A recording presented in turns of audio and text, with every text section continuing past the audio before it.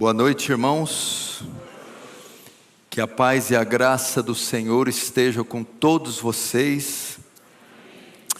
Para mim é uma alegria e um privilégio estar com vocês mais uma vez, mais uma noite, podendo dividir com vocês da santa palavra de Deus. Eu sempre digo quando venho aqui que essa igreja é a minha segunda casa. Enquanto o Arival me atura, é um dos poucos, eu continuo estando aqui com vocês. Abra sem demora comigo a palavra do Senhor em Daniel capítulo 3.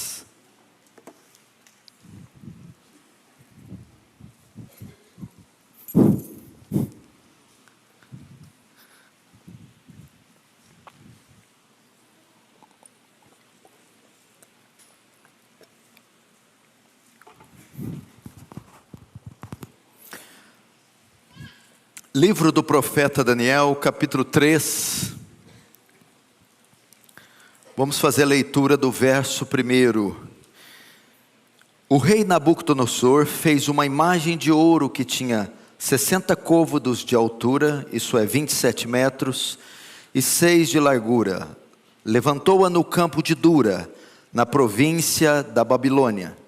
Então o rei Nabucodonosor mandou juntar os sátrapas, os prefeitos, os governadores, os juízes, os tesoureiros, os magistrados, os conselheiros e todos os oficiais das províncias, para que viesse a consagração da imagem que o rei Nabucodonosor tinha levantado.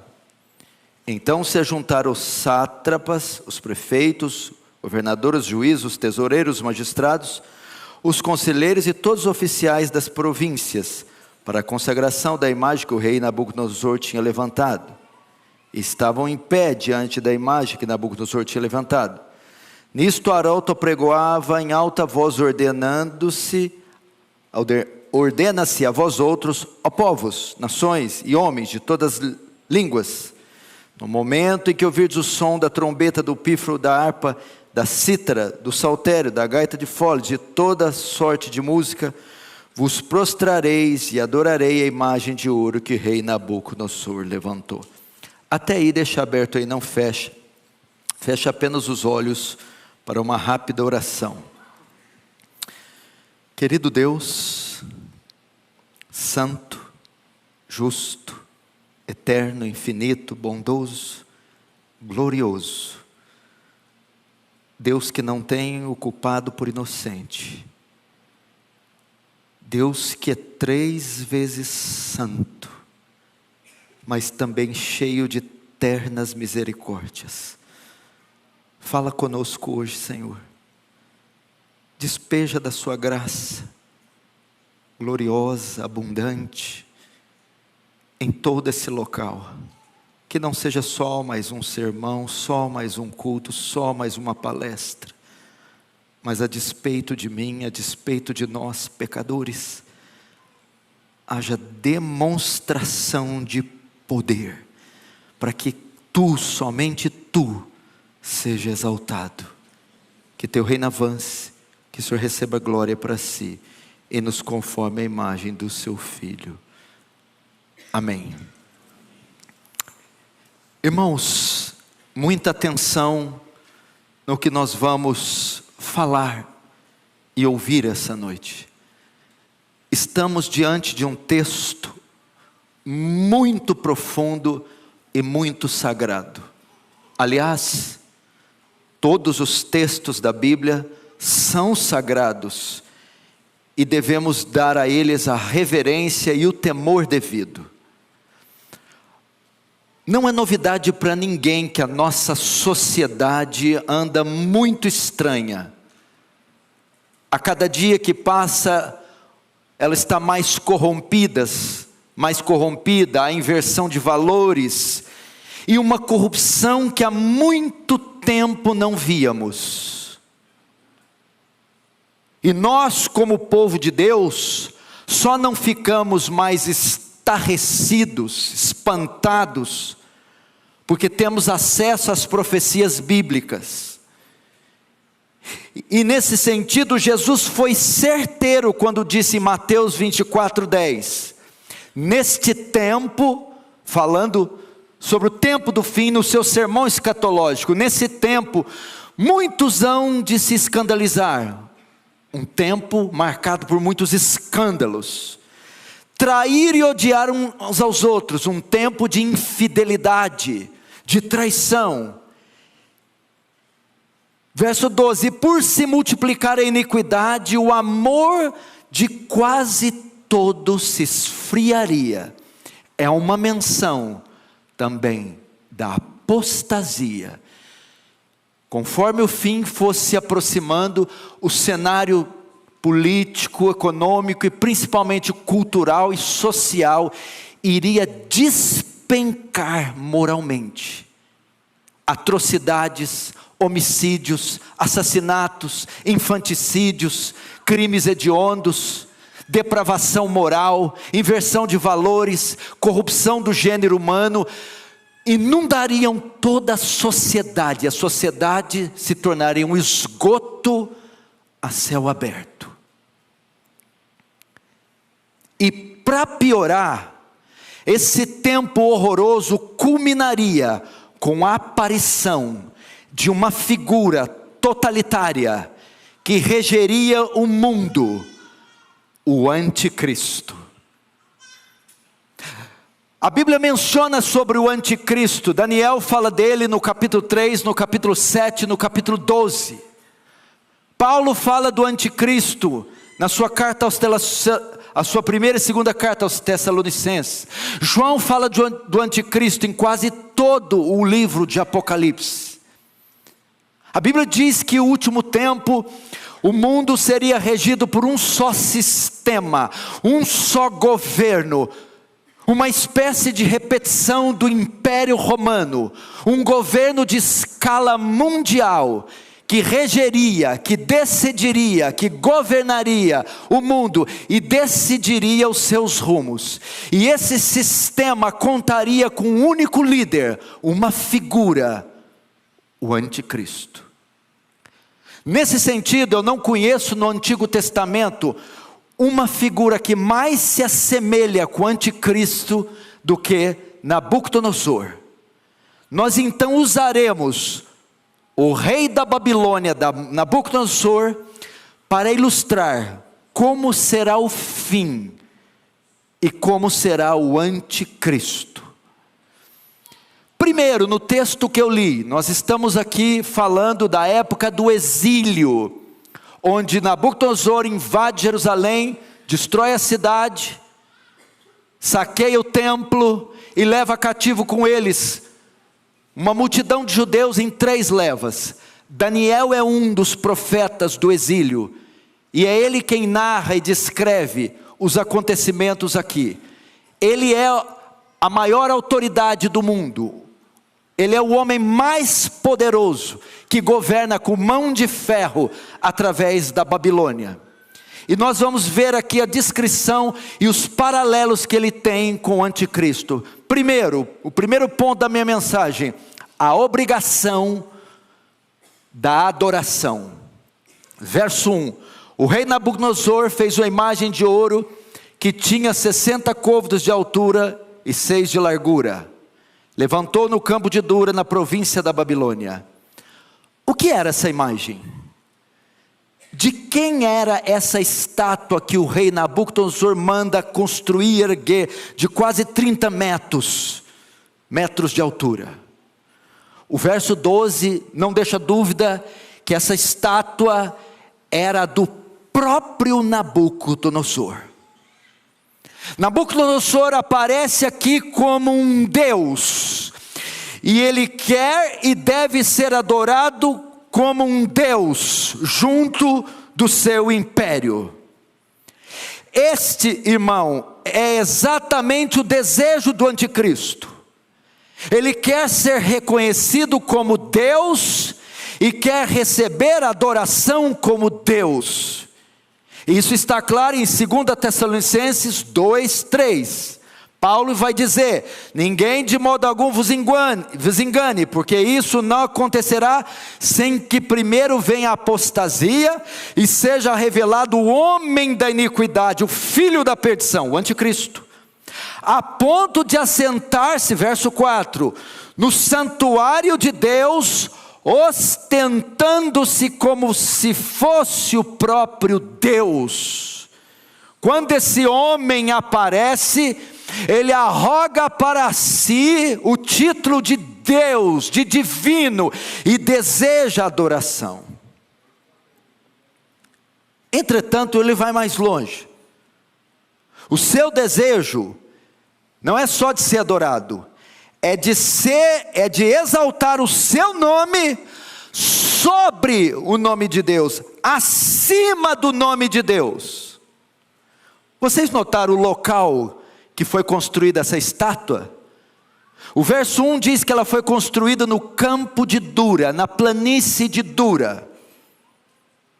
Estudiosos afirmam que essa estátua foi construída no mesmo local onde foi construída a Torre de Babel. E aqui nós aprendemos o propósito de construir essa estátua. Quando nós voltamos para Gênesis e vemos o propósito de ter construído a Torre de Babel. Gênesis 11, 2 está escrito: sucedeu que partindo eles do Oriente, deram como uma planície na terra de Sinar. Essa planície em Sinar é o mesmo campo de Dura, o mesmo lugar onde Nabucodonosor construiu a estátua. E qual foi o objetivo de construir a Torre de Babel? Verso 4, disseram: vinde, edifiquemos para nós uma cidade, uma torre cujo o topo chega até os céus, e tornemos célebre o nosso nome. A ideia de Deus em Gênesis 1, multiplicar e frutificar, foi para que na multiplicação do homem, o nome de Deus fosse conhecido através de Adão e sua descendência, e exaltado. Quando eles constroem a Torre de Babel, eles fazem uma inversão. O desejo é o nome deles, o nosso nome, o nome do homem, se tornar célebre e ser exaltado acima do nome de Deus. Então Babel foi uma tentativa de exaltar o próprio nome acima de Deus e promover a si mesmo acima de Deus. É exatamente o que o anticristo vai fazer. E é exatamente o que Nabucodonosor estava fazendo.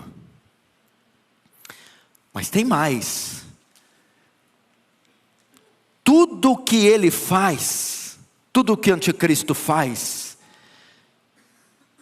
tem como principal propósito afetar o seu arqui-inimigo. O principal inimigo do anticristo, do diabo, é Deus. Nabucodonosor não está construindo essa estátua por acaso. Ele quer afrontar a Deus. Ele quer tocar em Deus de alguma forma. Mas por que o senhor diz isso? Por causa do propósito de ter construído essa estátua. O capítulo 3 mostra a construção da estátua. Mas o capítulo anterior, o capítulo 2, mostra a intenção de Nabucodonosor ao construir a estátua. O que o capítulo 2 de Daniel narra? O sonho de Nabucodonosor. Nabucodonosor tem um sonho e chama todos os adivinhos e magos da Babilônia para não só trazer a revelação do sonho, mas tinham que adivinhar o que Nabucodonosor sonha. Nem o mago da Babilônia consegue, ele ordena a execução de todos, até que um levanta e diz: não, há um homem que pode interpretar os sonhos. Daniel, chamam Daniel.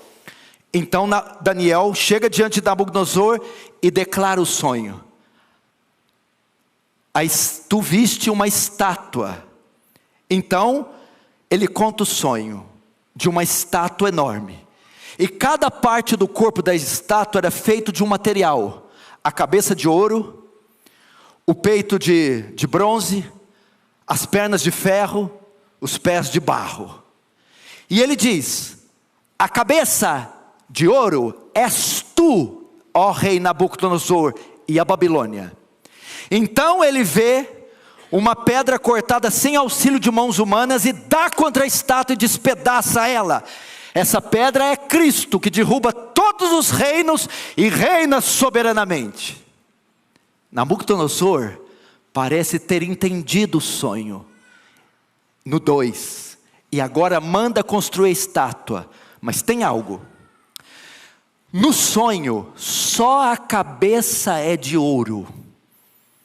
No capítulo 2, a estátua que Nabucodonosor manda construir é inteira de ouro. Com isso ele está mostrando que ele entendeu o sonho.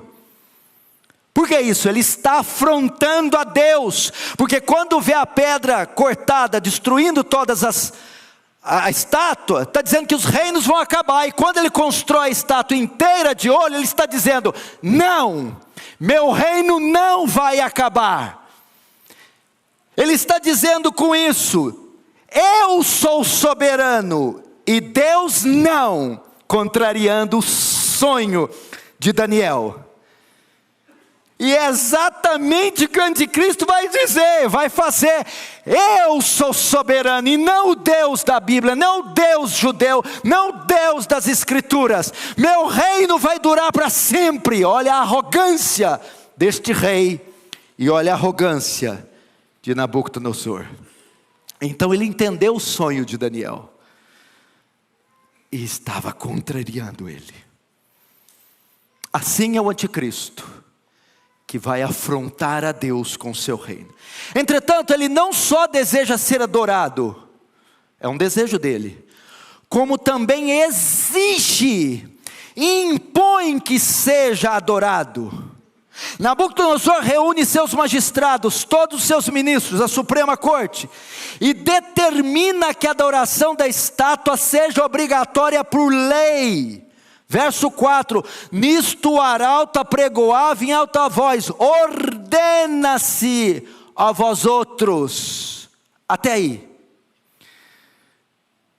Da mesma forma, o anticristo não só desejará ser adorado, como também exigirá adoração. Olha Apocalipse 13:1, vi emergir do mar uma besta, que tinha 10 chifres e 7 cabeças, e sobre os chifres 10 diademas, e sobre as cabeças nomes de blasfêmia.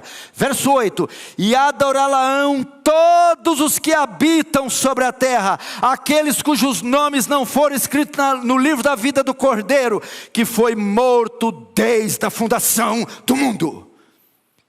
O anticristo exigirá adoração, e isso será feito, obrigado por lei. E note que é uma adoração mundial, não se trata de uma área restrita. O verso 4 diz: ordena-se a vós outros povos, nações e homens de toda a língua. Será uma adoração mundial. Não só desejará, mas obrigará. De modo que será obrigatória por lei, que haverá, e no caso aqui havia punição capital para quem se recusasse a adorar, ou seja, pena de morte. O verso 6, qualquer que se não prostrar e não adorar, será no mesmo instante lançado na fornalha de fogo ardente, o que equivale à execução, à pena de morte, à morte. Da mesma forma, o anticristo também ordenará a execução de quem se recusar prestar culto a ele. Apocalipse 13:14, dizendo os que habitam sobre a terra que façam imagem à besta, aquela que ferida a espada sobreviveu. Verso 15, e lhe foi dado comunicar fôlego à imagem da besta, para que não só a imagem falasse, como ainda fizesse morrer quantos não adorassem a imagem da besta. O anticristo promoverá um culto a si mesmo, um culto de proporções mundiais. Ele se declarará Deus na terra, desejará a adoração da terra, proporá uma lei obrigando a adoração de si mesmo, e punirá com a morte aqueles que se recusarem a dobrar-se diante dele. Agora, como isso vai ocorrer na prática? Você já pensou? Muitos ainda têm uma visão de Apocalipse, de Tolkien, de Senhor dos Anéis, bestas e feras e monstros com rabo de escorpião, e morcegos e dragões voando. Nós percebemos nitidamente que a Babilônia e Nabucodonosor são tipos perfeitos do anticristo. Não é isso? E até agora nós estamos falando de um regime político, de um governo com hierarquias políticas de poder. No tempo do fim, Satanás fará uso do Estado e dos seus governantes para executar seus planos. Veja que essa adoração estava completamente ligada às demandas do império. Note que a ordem saiu do trono de Nabucodonosor e passou por hierarquias governamentais, onde leis foram criadas.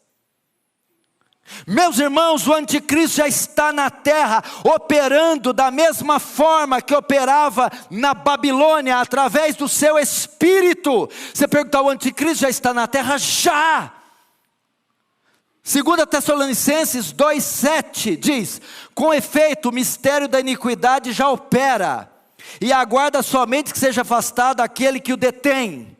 Então, verso 8, será de fato revelado o iníquo. Veja só, o mistério da iniquidade já opera, o espírito do anticristo já opera. Ele só não se encarnou ainda em um homem, talvez. Mas ele já opera, já está na terra. E opera como? Através de instituições, partidos políticos, governos, governantes, homens.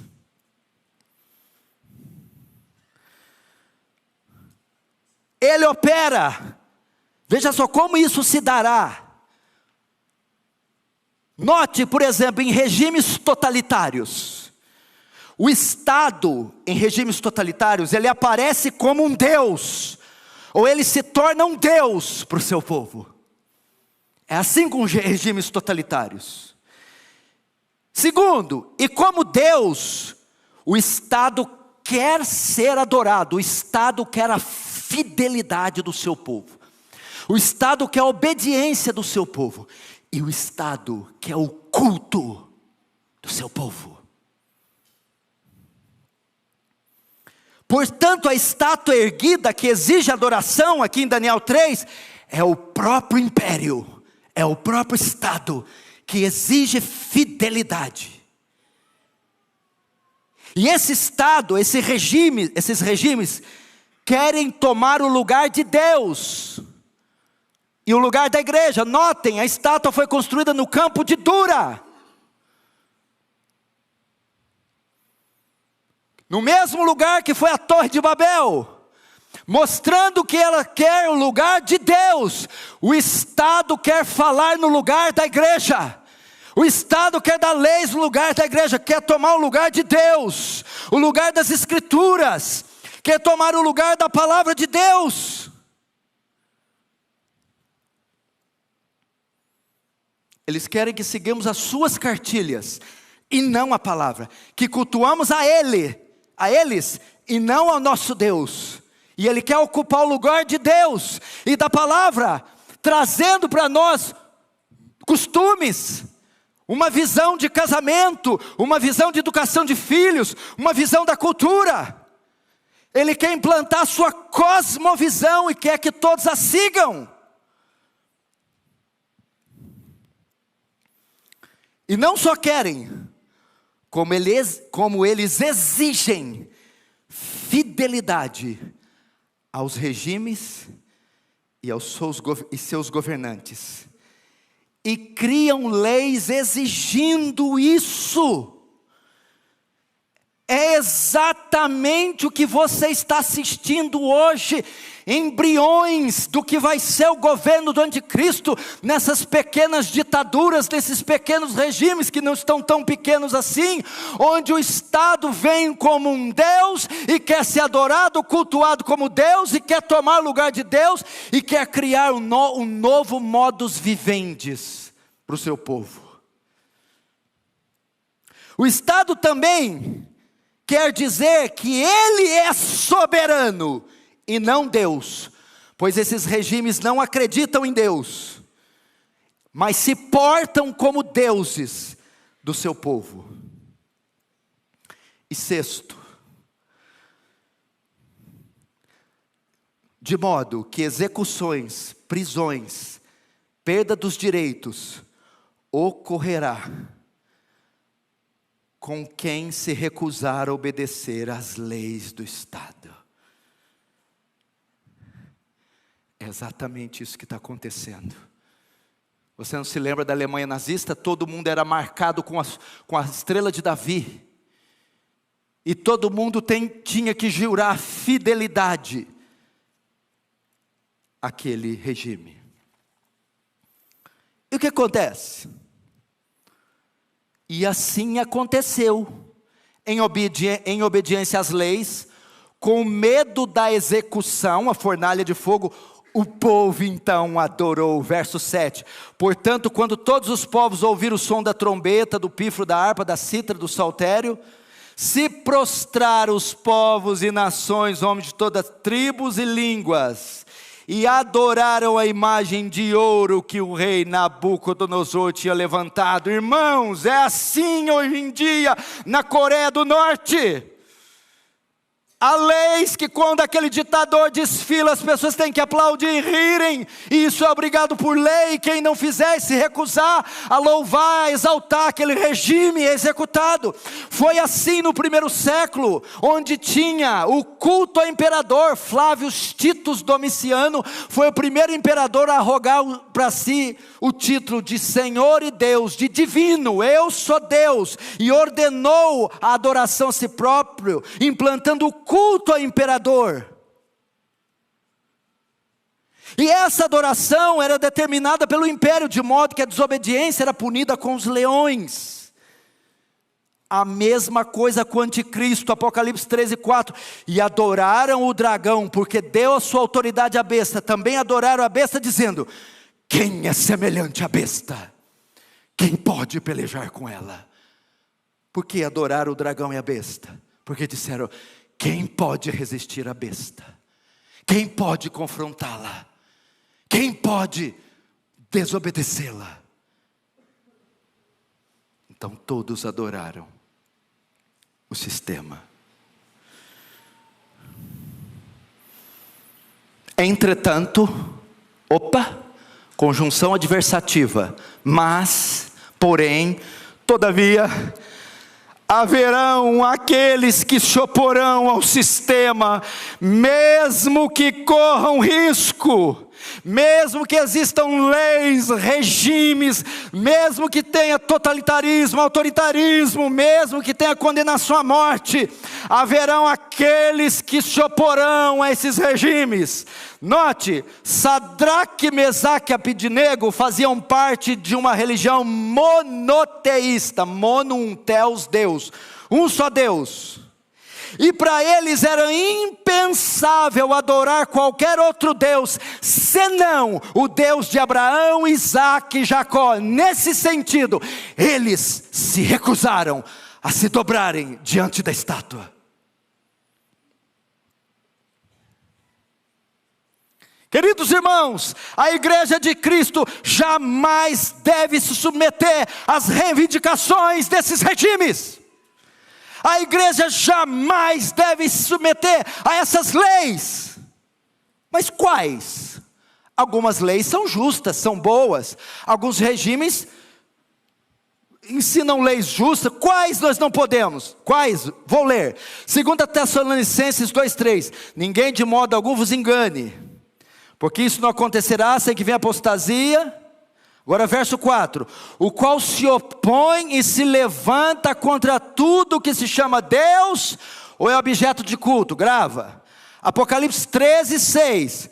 E abriu a boca, quem? O anticristo, em blasfêmias contra Deus, para lhe difamar o nome e difamar o tabernáculo, a saber, os que habitam nos céus. Ou seja, que leis, que tipo de regime nós não vamos submeter? Aqueles que são contra Deus, aqueles que se opõem e se levantam contra tudo que é de Deus. Porque veja só, o que é anticristo? Anti é no lugar de Cristo, no lugar de Deus.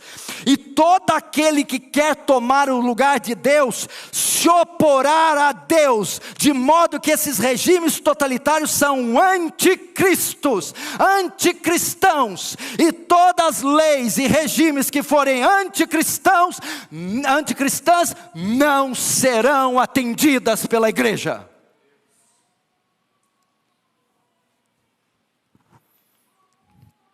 Eles não atenderam. Quando esses regimes disserem para nós como nós devemos criar nossos filhos, como começa a vida, aonde começa a vida, definirem sexualidade, estabelecerem a ordem do culto, o que devemos pregar, o que devemos anunciar, reinterpretar a Bíblia, como eles, temos que recusar. Agora, qual deve ser nossa posição nesses dias ou tempos do fim? Diante de tudo isso, nem parece que eu estou lendo a história da Babilônia. Parece que estamos falando dos dias atuais. Qual deve ser nossa posição nos tempos do fim? Fidelidade. Grave essa palavra, fidelidade. Meu irmão, nem passou pela cabeça daqueles 3 jovens, nenhum segundo sequer fazer tal ato, nem passou pela cabeça deles se dobrar. Veja o verso 14, falou Nabucodonosor e diz: é verdade, ó Sadraque, Mesaque e Abednego, que vós não servis a meus deuses, nem adorais a imagem de ouro que levantei. Olha só, respondeu Sadraque, Mesaque e Abednego ao rei: ó Nabucodonosor, quanto a isso não necessitamos de responder. Se o nosso Deus a quem servimos quer livrar-nos, Ele nos livrará da fornalha de fogo ardente das tuas mãos, ó rei. Se não, fica sabendo, ó rei, que não serviremos a teus deuses, nem adoraremos a estátua de ouro que levantaste. Fidelidade. Fidelidade é o que a igreja precisa nesses dias. Fidelidade. Seremos assediados de todos os lados, com propostas, com leis, com extorsão, com tentação, com sedução. Fidelidade. Permaneça fiel, não negue a Cristo, não se dobre diante do sistema, permaneça fiel.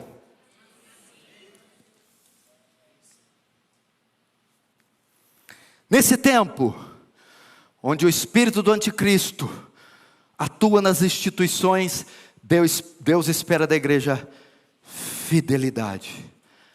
Mas a fidelidade tem consequências. Prepare-se para as consequências. Verso 13. Então Nabucodonosor, irado e furioso. Verso 19, então Nabucodonosor se encheu de fúria e transtornado o seu aspecto contra Sadraque, Mesaque e Abednego. Verso 20, ordenou os homens mais poderosos que estavam no seu exército, que atassem Sadraque, Mesaque e Abednego e os lançassem na fornalha de fogo ardente. Da mesma forma agirá o anticristo contra a igreja. Apocalipse 13:7, foi-lhe dado também que pelejasse contra os santos e os vencesse. Nós estamos falando do Estado, dos governos, como uma figura do anticristo. Presta atenção, esse tipo de regime, geralmente sempre faz uso da violência, da prisão, agressão, tortura. E sabe com que eles trabalham? A lei da desproporcionalidade. A lei da desproporcionalidade. A punição, ela é maior do que a infração. Esses regimes fazem isso. Uma pequena infração, uma grande punição. Agressão, tortura, perda dos direitos e até martírio. Porque note o verso 13. Nabucodonosor irado e furioso. 19, então Nabucodonosor, cheio de fúria, transtornou o aspecto do seu rosto. Ou seja, esses regimes vêm de forma feroz contra a igreja e contra o povo de Deus. Vivemos em um tempo de perda de direitos e até martírio. Qual a razão? Não ceder ao sistema.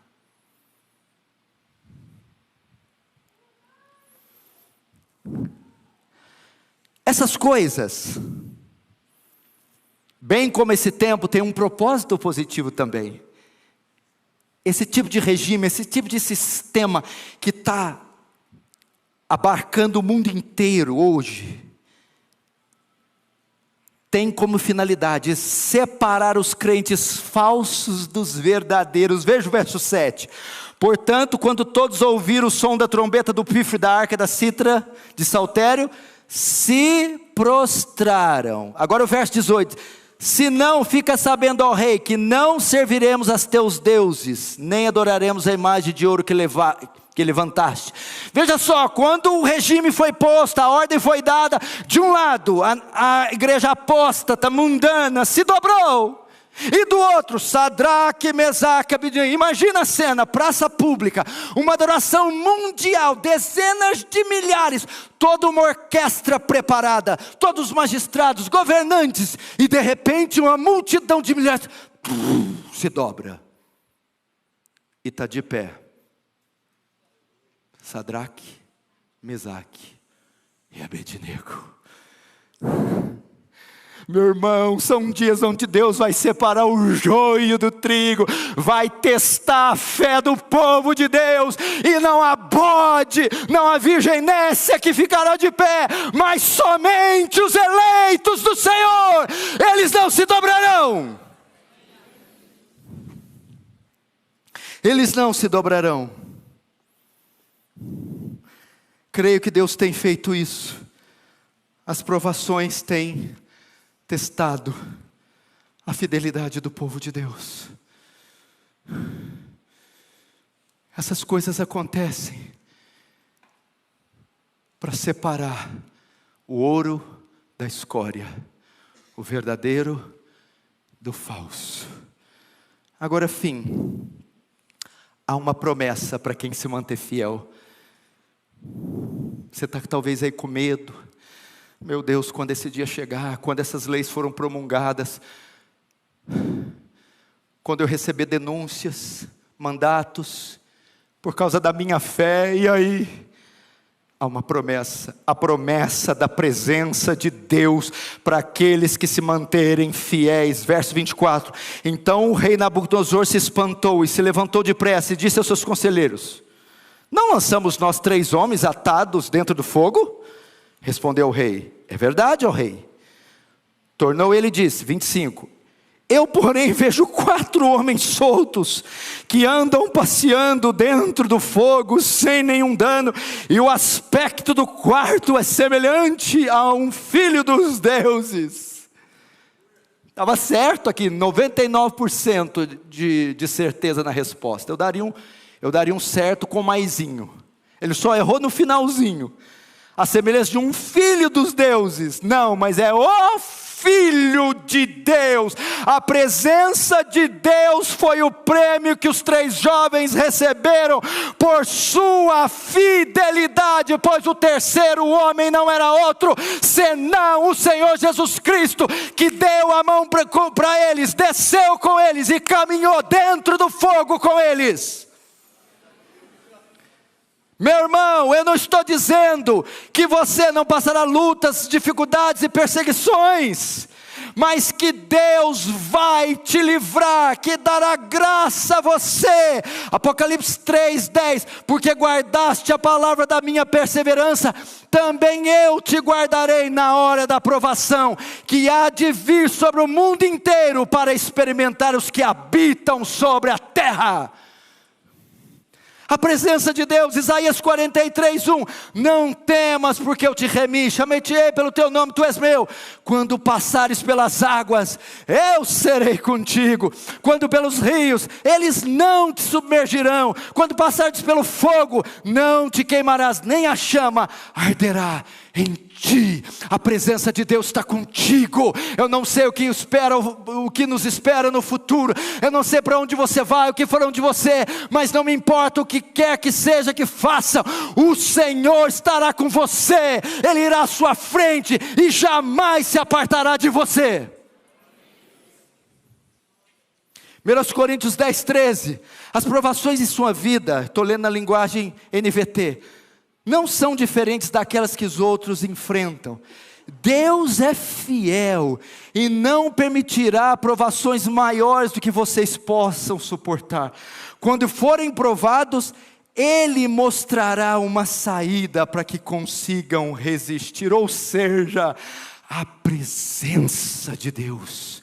Meus irmãos, guardem essa palavra, nós estamos muito próximos desses dias. Aliás, eles já estão acontecendo. Só vai aumentar as proporções até que tudo se unifique. Nesse tempo, muitas tentações virão, muitas seduções, muito engano de toda parte, de toda sorte, e muita perseguição. O cerco se fechará, não contra a igreja de Cristo, mas a verdadeira igreja, o verdadeiro cristão, o crente remanescente. Ah, meus irmãos, e quando esses governos, esses regimes, esses deuses, essas religiões exigirem adoração de você, que você se mantenha como Sadraque, Mesaque, Abidnego, de pé diante do seu Senhor, e que o dia que tiver que se dobrar, se dobre somente diante daquele que fez os céus e fez a terra. Como está em Filipenses 2:10, para que o nome de Cristo se dobre todo o joelho que é no céu, na terra ou debaixo da terra, e toda língua confesse que Jesus Cristo é o Senhor, para a glória de Deus Pai. Que seja assim. Vamos fechar nossos olhos, vamos orar. Querido Deus, oh santo, santo é seu nome, glorioso. Ajuda-nos, Senhor. O cerco já está se fechando.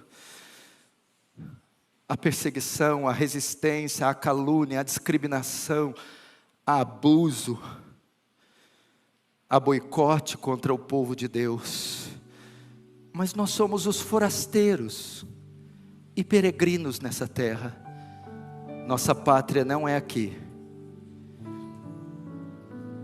Um dia o Senhor há de nos buscar para morar contigo em moradas celestiais, novos céus e nova terra. Até esse dia chegar, muitas lutas virão, provações, perseguições. Mas nos ajuda a ficar como esses jovens, fiéis, e não se dobrar ao sistema, aos regimes, e saber que Tu estarás conosco, que Tua presença vai diante de nós. Em nome de Jesus. Amém. Só um minutinho.